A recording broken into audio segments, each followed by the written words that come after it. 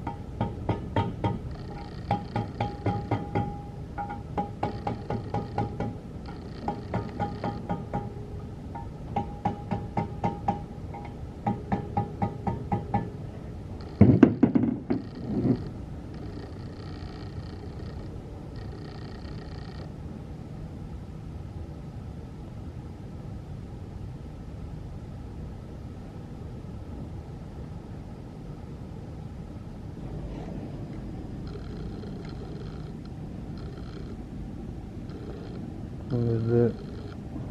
バルブスプリングの組み込みは終了です。